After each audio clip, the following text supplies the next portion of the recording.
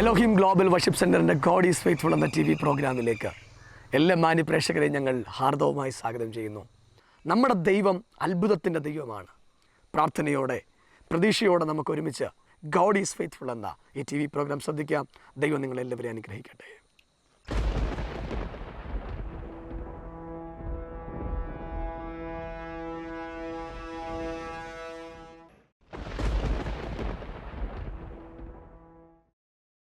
സഹോദരന്മാരെ, ഞാൻ ദൈവത്തിന്റെ മനസ്സലിവ് ഓർപ്പിച്ച് നിങ്ങളെ പ്രബോധിപ്പിക്കുന്നത് നിങ്ങൾ ബുദ്ധിയുള്ള ആരാധനയായി നിങ്ങളുടെ ശരീരങ്ങളെ ജീവനും വിശുദ്ധിയും ദൈവത്തിന് പ്രസാദവുമുള്ള യാഗമായി സമർപ്പിപ്പിൻ. ഈ ലോകത്തിന് അനുരൂപമാകാതെ നന്മയും പ്രസാദവും പൂർണ്ണതയുമുള്ള ദൈവഹിതം ഇന്നതെന്ന് തിരിച്ചറിയേണ്ടതിന് മനസ്സ് പുതുക്കി രൂപാന്തരപ്പെടുവീൻ. പൗലോസ് അപ്പോസ്തലൻ റോമാലേഖനത്തിൽ പറയുക, സഹോദരന്മാരെ, ദൈവത്തിന്റെ മനസ്സലിവ് ഓർപ്പിച്ച് ഞാൻ നിങ്ങളെ പ്രബോധിപ്പിക്കുന്നത്, നിങ്ങൾ ബുദ്ധിയുള്ള ആരാധനയായി നിങ്ങളുടെ ശരീരങ്ങളെ ജീവനും വിശുദ്ധിയും ദൈവത്തിന് പ്രസാദവുമുള്ള യാഗമായി സമർപ്പിപ്പീൻ. ഈ ലോകത്തിന് അനുരൂപമാകാതെ നന്മയും പ്രസാദവും പൂർണ്ണതയുമുള്ള ദൈവഹിതം ഇന്നതെന്ന് തിരിച്ചറിയേണ്ടതിന് മനസ്സ് പുതുക്കി രൂപാന്തരപ്പെടുവിൻ. നമ്മൾ അതിനകത്തുനിന്നൊരു ഭാഗം അടുത്തെടുക്കുകയാണ്. ദൈവഹിതം നിങ്ങൾ തിരിച്ചറിയണം. ചേർന്ന് പറഞ്ഞ് ദൈവഹിതം തിരിച്ചറിയണം. പറഞ്ഞേ, ദൈവഹിതം. ഇതിനകത്തിരിക്കുന്ന സ്തോത്രം പറയുന്ന സകല ദൈവമക്കളും ദൈവഹിതത്തിനകത്താ. ദൈവഹിതത്തിനകത്ത് ആയിരിക്കുന്ന ദൈവമക്കളെ തൊടാൻ ഒരു പിശാചിനും കഴിയത്തില്ല. ദൈവഹിതത്തിനകത്തിരിക്കുന്ന നീ ഒരത്ഭുത. ഒരാമീൻ പറഞ്ഞേ. ഇന്ന് വരെ ലോക ചരിത്രം കണ്ടിട്ടില്ലാത്ത എന്തോ നീ കാണും. ലോക ചരിത്രത്തിന്റെ നിയമങ്ങൾ ഇതൊക്കെയാണ്. ചെങ്കടല് ക്രോസ് ചെയ്യാൻ ഒന്നെങ്കിലും വള്ളം വേണം, അല്ലേ ബോട്ട് വേണം, അല്ലേ കപ്പൽ വേണം. പക്ഷെ ചരിത്രം തിരുത്തിക്കുറിച്ച് ചില ദൈവമക്കൾ അതിന്റെ വാതുക്ക നിപ്പുണ്ട്. ബോട്ട് പിടിച്ചക്കരെ പോകാനല്ല, വള്ളം പിടിച്ചക്കരെ പോകാനല്ല, അവൻ കപ്പൽ പിടിച്ചക്കരെ പോകാനല്ല. അവരിവിടെ വന്നത് ഇതിനെ മുറിച്ചക്കരെ പോകാൻ വേണ്ടിയാ. ചരിത്രം തിരുത്തി കുറിക്കാൻ ദൈവഹിതത്തിനകത്തുള്ള ചില ദൈവമക്കൾ ഇന്ന് രാവിലെ തയ്യാറാകുമെന്ന് പരിശുദ്ധാത്മാവ് ഈ രാവിലെ പ്രവചിക്കാൻ തുടങ്ങുക. ഒന്ന് വിശ്വസിച്ച് ആമേൻ പറഞ്ഞ് നിന്റെ ജീവിതത്തിനകത്ത് ചില ചരിത്രങ്ങളെ തിരുത്തി കുറിക്കാൻ ദൈവഹിതം നിങ്ങൾ അറിയണം. കരമുയർത്തി ഹല്ലേലൂയ പറഞ്ഞേ. നിങ്ങൾ ദൈവഹിതം തിരിച്ചറിയണം. പരിശുദ്ധാത്മാവ് ഇന്നലെ രാത്രി എന്നോട് പറഞ്ഞു, ദൈവഹിതം സഭ തിരിച്ചറിയണം. ഇന്നത്തെ യോഗം തീരുന്നതിന് മുൻപ് ഇതിനകത്തുള്ള കുടുംബങ്ങൾ ദൈവഹിതം തിരിച്ചറിയാൻ പോവാ. ഒരു കാര്യം കൂടെ കേട്ടെ, ശത്രു തീ കത്തിച്ചോട്ടെ, ശത്രു നിനക്കെതിരെ കാരാഗ്രഹം ഒരുക്കിക്കോട്ടെ, നിനക്കെതിരെ പിശാച് കഴുകുമരം ഒരുക്കിക്കോട്ടെ, എന്തൊക്കെ ചെയ്താലും ദൈവഹിതം വെളിപ്പെട്ട് വരും. എന്തൊക്കെ ചെയ്താലും ദൈവഹിതം വെളിപ്പെട്ട് വരും. എത്ര പേർക്ക് രാവിലെ ഉറപ്പുണ്ട്, എന്തൊക്കെ പിശാച് ചെയ്താലും ദൈവഹിതം വെളിപ്പെട്ട് വരും.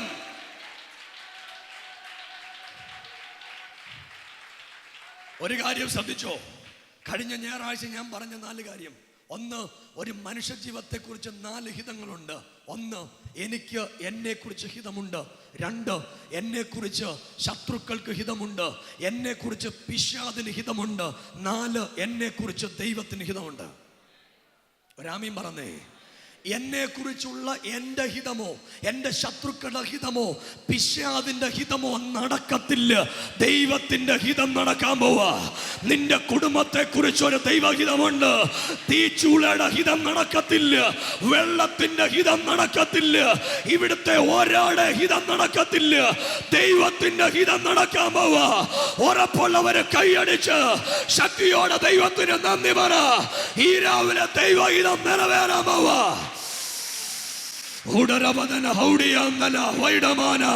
നിന്റെ കുടുംബത്തിനകത്ത് ഇവിടെ ആരാധിച്ചോണ്ടിരിക്കുമ്പോ ദൈവഹിതം വെളിപ്പെട്ടു വരാൻ പോവാ.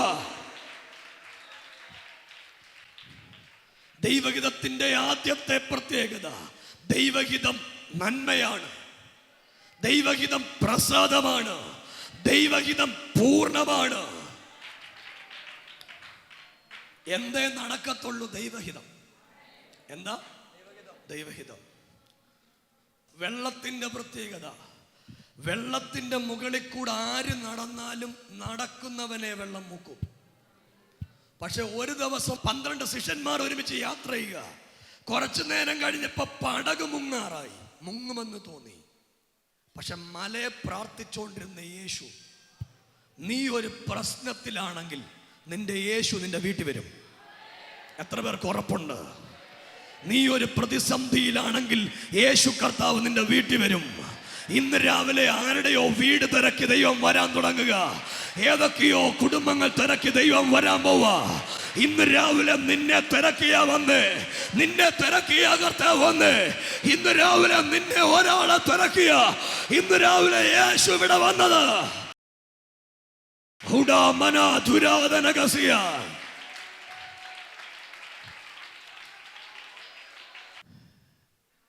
രാത്രിയുടെ 4-ാം യാമത്തിൽ, യാമങ്ങളുടെ അവസാനത്തെ നാമത്തിൽ ഒരാള് ഓളത്തിന്റെ മണ്ണേ കൂടെ നടന്നു വരുന്നു. ഇനി ഒരു കാര്യമുണ്ട്, ഈ വെള്ളം ഇന്നുവരെ കണ്ടതും വെള്ളത്തിന് അറിയാവുന്നതും ആര് നടന്നാലും താക്കുമെന്ന. പക്ഷെ നസ്രായനെ താത്തില്ല. വെള്ളമെല്ലാം കൂടെ പൊക്കിപ്പിടിച്ചു നസ്രായനെ. ഞാൻ പറയാൻ വരുന്നത് നസ്രായനെ പൊക്കിപ്പിടിച്ച കാര്യമല്ല. പടകിരുന്നുകൊണ്ട് പത്രോസ് പറഞ്ഞു, കർത്താവേ നീ ആകുന്നെങ്കിൽ ഞാനും കൂടെ വരാം. ഒരാമീൻ പറ. ഇത് പറയണ വിശ്വാസം വേണം. അന്ന് രാവിലെ വെള്ളത്തിന് മനസ്സിലായി എനിക്ക് മുക്കാൻ പറ്റാത്ത കുറച്ച് പേരിവിടെ ഉണ്ട്. അവരുടെ പേര് ദൈവമക്കളെന്നാ.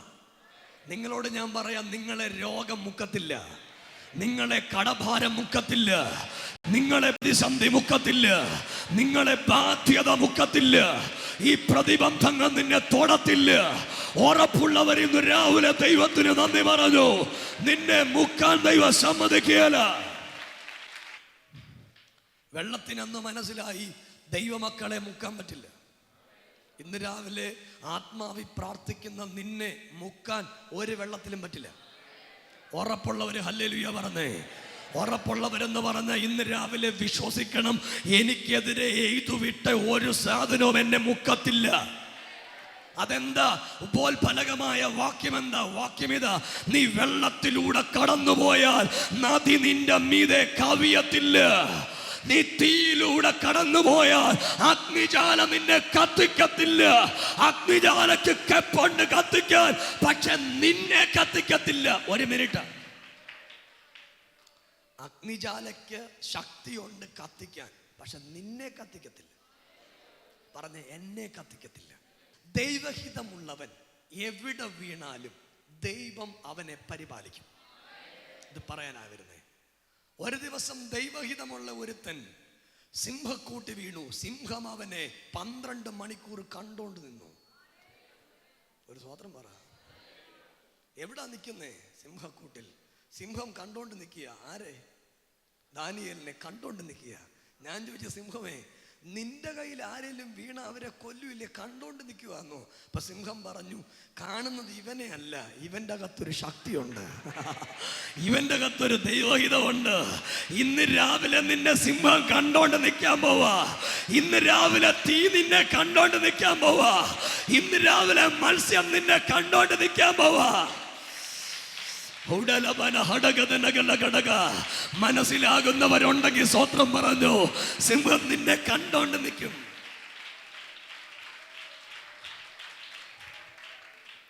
പന്ത്രണ്ട് മണിക്കൂർ സിംഹം ദാനിയേലിനെ കണ്ടോണ്ട് നിൽക്കുക.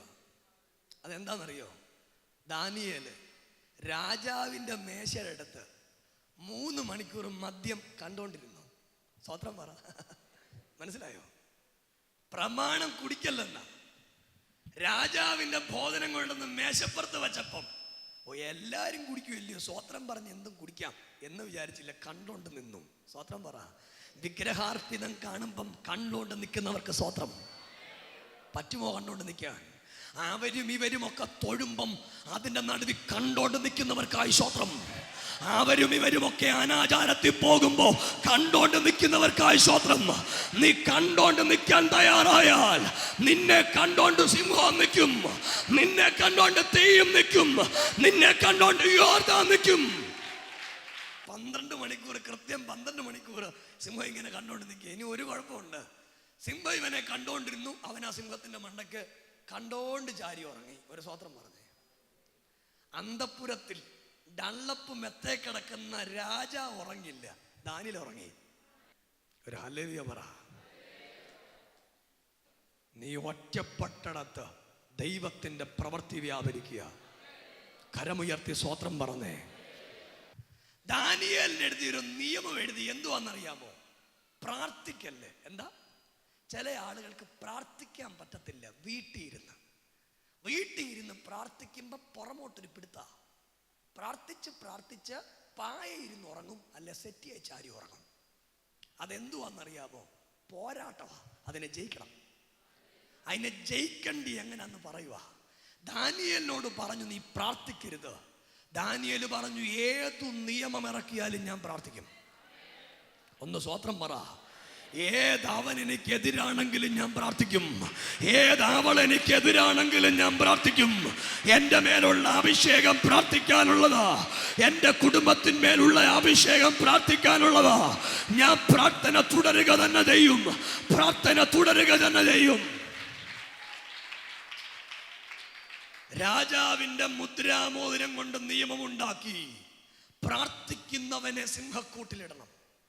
അങ്ങനെ ദാനിയേലിനെ സിംഹക്കൂട്ടിയിട്ടു. സിംഹക്കൂട്ടി ഇട്ട അന്ന് തൊട്ട് സിംഹത്തിന് റെസ്റ്റ്. ആര് പറഞ്ഞാന്നറിയാമോ? മേളിന്ന് ഒടയവൻ വന്ന് പറഞ്ഞു, എൻ്റെ മോൻ അവിടെ വരും. വരുന്നത് ദൈവഹിത പ്രകാര. തിരിച്ചു പോകുന്നിടം വരെ കയ്യോ കാലോ അനക്കരുത്, വാ തുറന്നു പോകരുത്. സ്വോത്രം പറ. ദൈവം അങ്ങനെ പറയോ? പറയും. ഇന്ന് രാവിലെ ആത്മാവി ദൂതു പറയുക, നിന്റെ കടക്കാര് നിനക്കെതിരെ വാ തുറക്കത്തില്ല. ഒരു ഹല്ലേലൂയ പറഞ്ഞു. നിന്റെ രോഗം നിനക്കെതിരെ വാ തുറക്കത്തില്ല, നിന്റെ പ്രതിസന്ധി നിനക്കെതിരെ വാ തുറക്കത്തില്ല.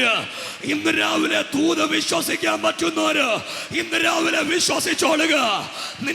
നിനക്കെതിരെ വാ തുറക്കത്തില്ല. തിന്മയായി വരുന്നവൻ നിനക്കെതിരെ വാ തുറക്കത്തില്ല.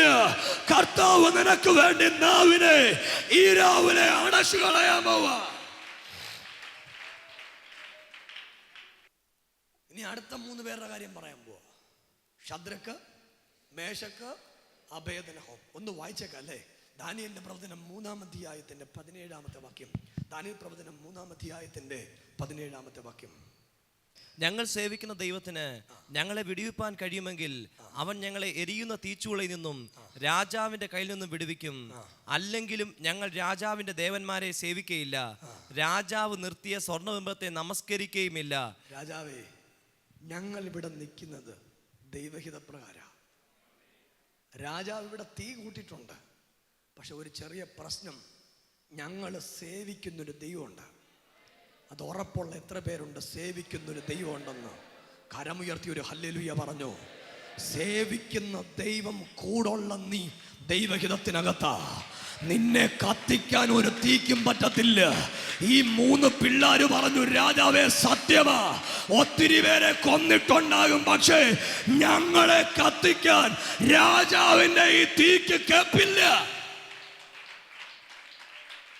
അപ്പോൾ രാജാവിന് കോപം എടുത്തു. അപ്പോൾ നെബൂഖദ്നേസറിന് കോപം എടുത്ത് ശദ്രക്കിന്റെയും മേശക്കിന്റെയും അബേദ്നെഗോവിന്റെയും നേരെ മുഖഭാവം മാറി ചൂള പതിവായി ചൂടുപിടിപ്പിച്ചതിൽ 7 മടങ്ങ് ചൂടുപിടിപ്പാൻ അവൻ കൽപ്പിച്ചു. അടുത്ത വാക്യം.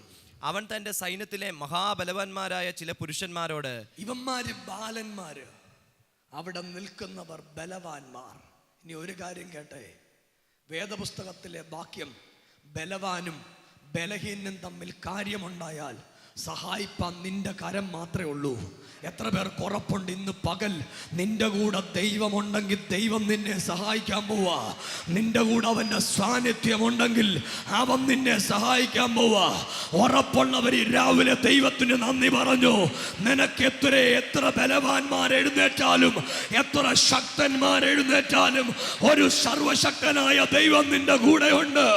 ഒരു സർവശക്തനായ ദൈവം നിന്റെ കൂടെയുണ്ട്. ഒരു ബലവാനായ ദൈവം നിന്റെ കൂടെയുണ്ട്. അവന്മാര് ചെയ്ത ഒരു കാര്യം, കാൽച്ചട്ട, മേലാട, കുപ്പായം അവരുടെ വസ്ത്രത്തോടുകൂടെ തന്നെ അവരെ കെട്ടി ബന്ധിച്ച് എരിയുന്ന തീച്ചൂളയിലിട്ടു. അവിടെ ഒരു വാക്യം എഴുതിയിട്ടുണ്ട്, രസകരമായ വാക്യം. അവരെ തീച്ചൂളയിലേക്ക് കൊണ്ടുപോയ ബലവാന്മാർ തീച്ചൂളയുടെ അടുത്ത് ചെല്ലുന്നതിന് മുൻപ് കത്തിപ്പോയി. വായിക്കുമോനെ ആ വാക്യം. രാജകൽപ്പന കർശനമായിരിക്കൊണ്ട് ചൂള അത്യന്തം ചൂടായിരിക്കൊണ്ടും ചന്ദ്രക്കിനെയും മേശക്കിനെയും അബേദ്നെഗോവിനെയും എടുത്തുകൊണ്ടുപോയ പുരുഷന്മാരെ അഗ്നിജാല ദഹിപ്പിച്ചു കളഞ്ഞു. രാവിലെ ദൂത് കേട്ടോ, നിന്റെ കുടുംബത്തെ എടുത്തോണ്ട് പോകുന്ന ശക്തി കത്തു ഇന്ന് പകൽ.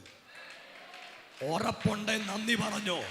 കടഭാരത്തിലേക്ക് എടുത്തോണ്ട് പോകുന്ന, മദ്യപാനത്തിലേക്ക് എടുത്തോണ്ട് പോകുന്ന, തിന്മയിലേക്ക് എടുത്തോണ്ട് പോകുന്ന, പ്രതിസന്ധിയിലേക്ക് എടുത്തോണ്ട് പോകുന്ന ശക്തികൾ ഇന്ന് പകൽ കത്തിപ്പോകാൻ പോകയാ. സംഭവിച്ചത് എങ്ങനെയാ? എബ്രായ ബാലന്മാർ അവർക്ക് തീയുടെ മണം പോലും ഏശിയിട്ടില്ല. ആ വാക്യം വായിച്ചേ. ആ പുരുഷന്മാരുടെ ദേഹത്തിന് തീ പിടിക്കാതെയും അവരുടെ തലമുടി കരിയാതെയും കാൽച്ചട്ടയ്ക്ക് കേടുപറ്റാതെയും അവർക്ക് തീയുടെ മണം പോലും തട്ടാതെയും ഇരുന്നത് കണ്ടു. അപ്പോൾ നെബൂഖദ്നേസർ കൽപ്പിച്ചത്, ചന്ദ്രക്കിന്റെയും മേശക്കിന്റെയും അബേദ്നെഗോവിന്റെയും ദൈവം വാഴ്ത്തപ്പെട്ടവൻ. ഈ തീക്കകത്ത് അവർ വീഴുമ്പോ 4 ഹിതം ഉണ്ടായിരുന്നു. അത് പറയാൻ പോവാ. നിങ്ങൾ കേട്ടോ. ഒന്നാമത്തെ ഹിതം തീയുടെ ഹിതം, കത്തിക്കണമെന്ന ഹിതം. നെബൂഖദ്നേസറിന്റെ ഹിതം അവരുടെ ചാരം വാരാമെന്ന്. ബലവാന്മാരുടെ ഹിതം അവന് തിരിച്ചു വരത്തില്ലെന്ന്. ദൈവത്തിന്റെ ഹിതം അവർക്ക് കേട് തട്ടത്തില്ലെന്ന്. സ്വത്രം പറ. എന്തുവാ നടന്നേ? ബലവാന്മാരുടെ ഹിതാണോ? നെബൂഖദ്നേസറിന്റെ ഹിതമാണോ? ശത്രുക്കളുടെ ഹിതമാണോ? ദൈവത്തിന്റെ ഹിതമാ നടന്നേ. ഇന്ന് രാവിലെ നിന്റെ വീട്ടിൽ ദൈവത്തിന്റെ ഹിതം നടക്കാൻ പോവാ. എത്ര പേർക്ക് ഉറപ്പുണ്ട് ദൈവത്തിന്റെ ഹിതം നടക്കാൻ പോവാ? വിസാക്കാരന്റെ ഹിതം നടക്കത്തില്ല. നിന്നെ സ്കാൻ ചെയ്ത ഡോക്ടറിന്റെ ഹിതം നടക്കത്തില്ല. ഇവിടുത്തെ മന്ത്രവാദിയുടെ ഹിതം നടക്കത്തില്ല. ദൈവത്തിന്റെ ഹിതം നടക്കാൻ പോവാ. എന്തുവാ ദൈവത്തിന്റെ ഹിതമെന്നറിയാമോ? തീയുടെ മണം പോലും ഏശാതെ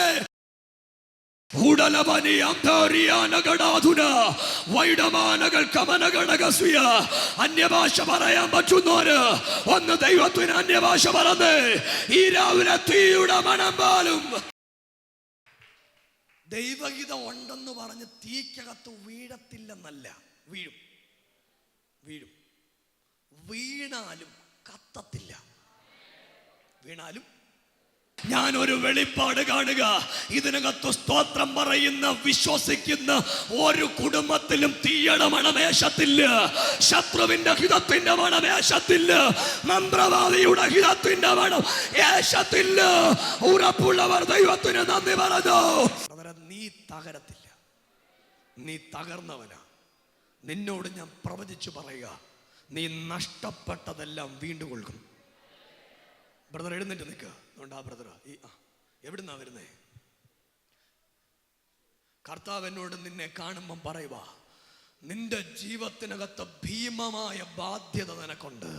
നീ ജീവിതത്തിൽ നിന്ന് ഒളിച്ചോടാവുന്ന വിചാരിക്കുന്നേ. പക്ഷെ ആത്മാവെന്നോട് പറയുക, നിനക്കു വേണ്ടി ചില ദിവസങ്ങൾ എണ്ണി തീർന്നിട്ട് ഒരത്ഭുതം നടക്കും.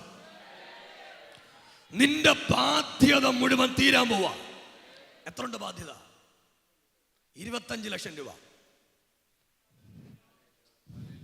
പക്ഷെ ഇന്ന് രാവിലെ ബാധ്യത തീരാൻ പോവാ. ഇന്ന് രാവിലെ ദൈവം ബാധ്യത മാറ്റാൻ പോവാ. ഒന്ന് സഭ കൈയടിച്ച ഇന്ന് രാവിലെ ഉടരമധുനി അമ്പൽ വൈഡമന ഘടക ശംഭരാധന.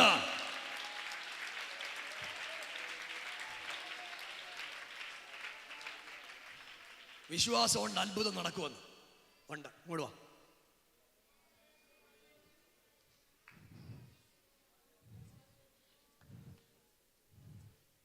നീ ഇന്ന് ശൂന്യനാണ്, നിനക്ക് മുൻപോട്ടൊരു പ്രതീക്ഷയില്ല.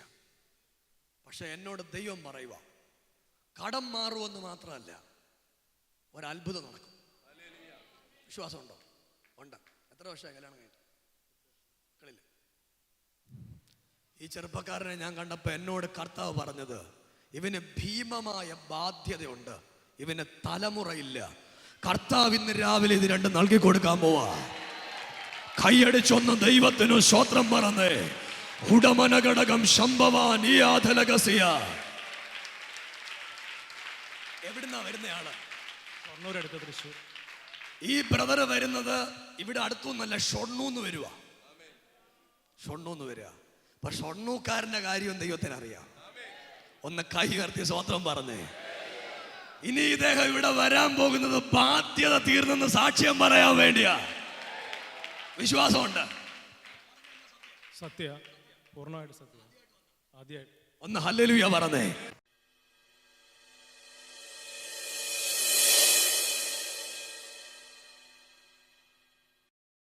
എൻ്റെ പേര് അബ്രഹാം വർഗീസ്. ഞാൻ വരുന്നത് മണിവേലയിൽ നിന്നാണ്.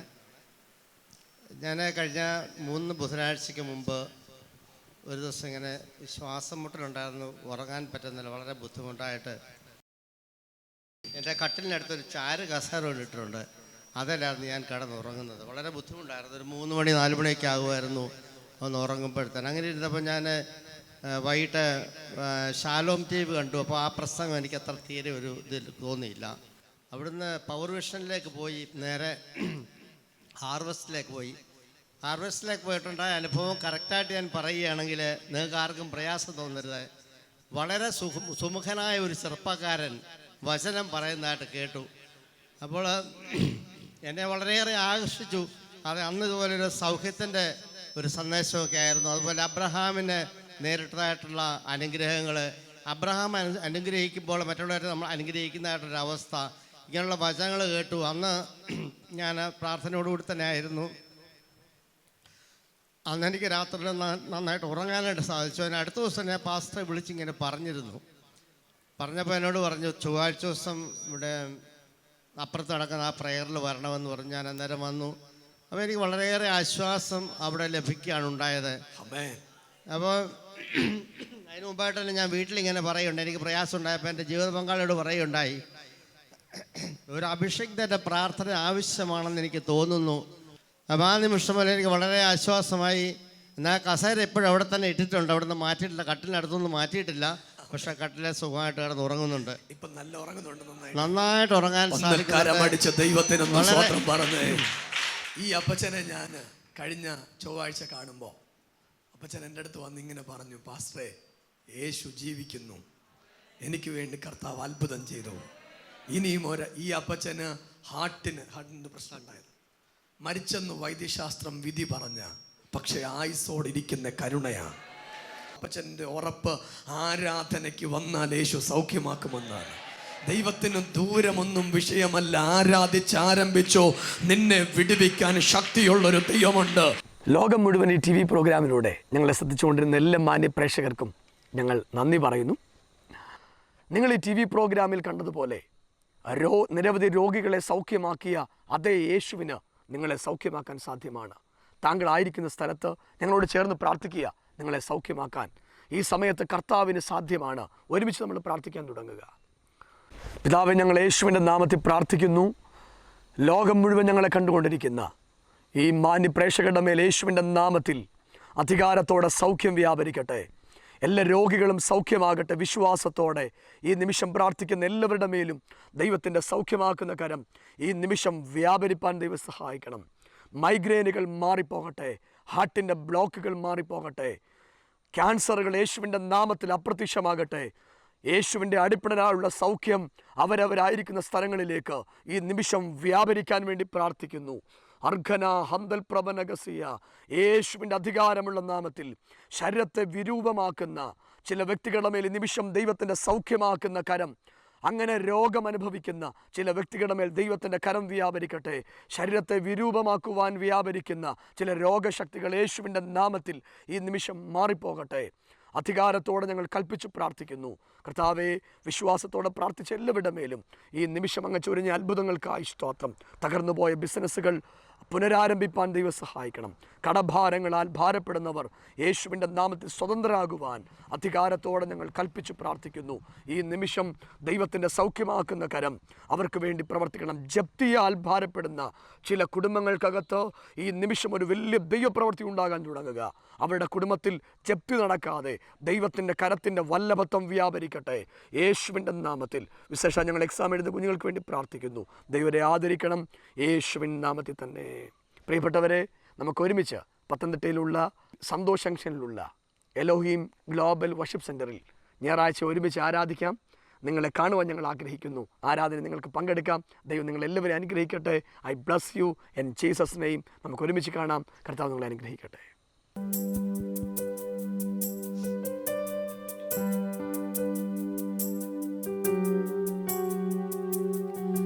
ആത്മീക ആരാധനകൾക്കും വിടുതലിൻ ശുശ്രൂഷകൾക്കുമായി എല്ലാ ഞായറാഴ്ചയും രാവിലെ 9:30 മണി മുതൽ 1 മണി വരെ പത്തനംതിട്ട സന്തോഷ് ജംഗ്ഷന് സമീപം റോയൽ എൻഫീൽഡ് ഷോറൂമിന്റെ 1-ാം നിലയിൽ ആത്മീക ആരാധനകൾ നടത്തപ്പെടുന്നു.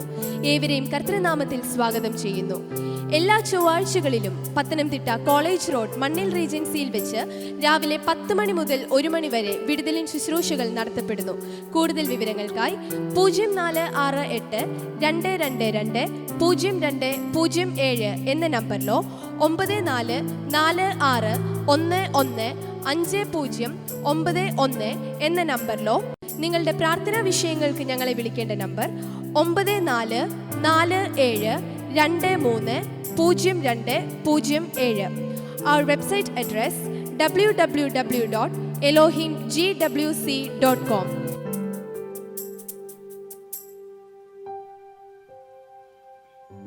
ഈ പ്രോഗ്രാം സ്പോൺസർ ചെയ്യാൻ ആഗ്രഹിക്കുന്നവർ ഞങ്ങളുമായി ബന്ധപ്പെടുക.